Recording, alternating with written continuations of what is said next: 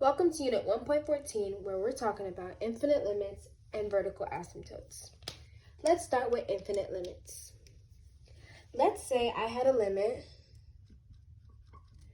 as x approaches 1 of x minus 3 over x squared minus 2x plus 1. The first thing that you want to do is factor your equation out.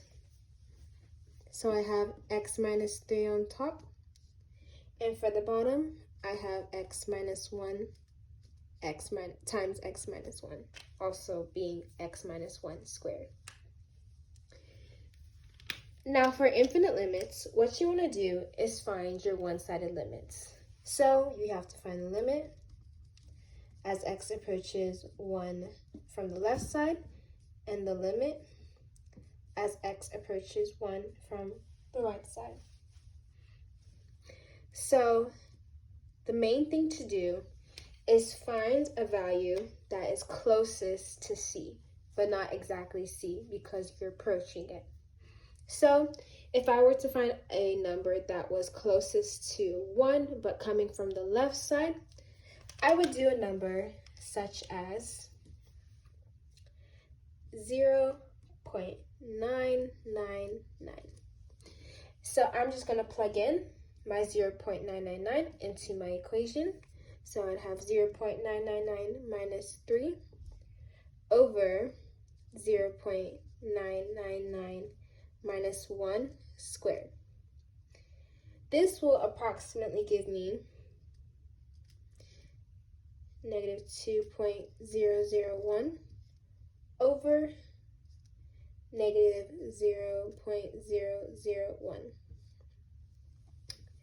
And this gives me a really big number, so you would basically say that it equals negative infinity.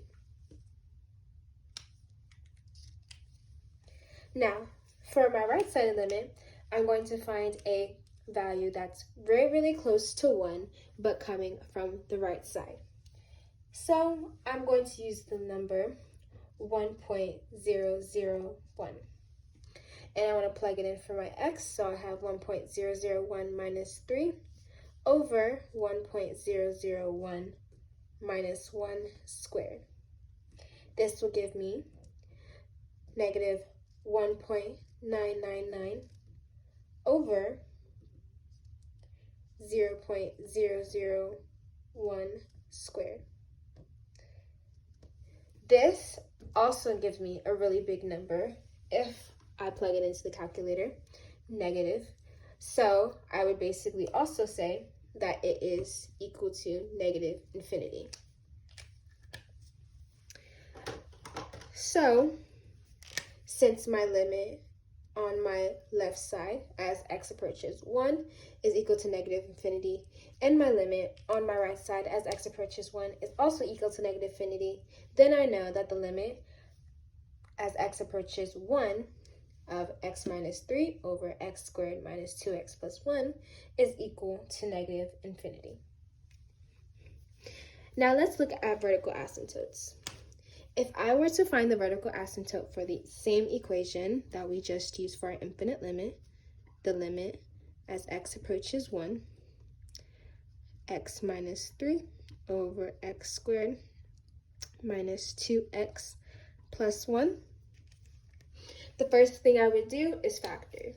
Since we already factored before, we know that if we were to factor this out, it would be x minus 3 over x minus 1 times x minus 1. Now remember, when finding a vertical asymptote, it's basically when the denominator of your equation cannot equal 0. So it's going to be, looking at our denominator,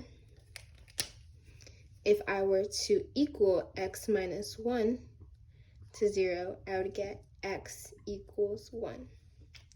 And that would be our vertical asymptote.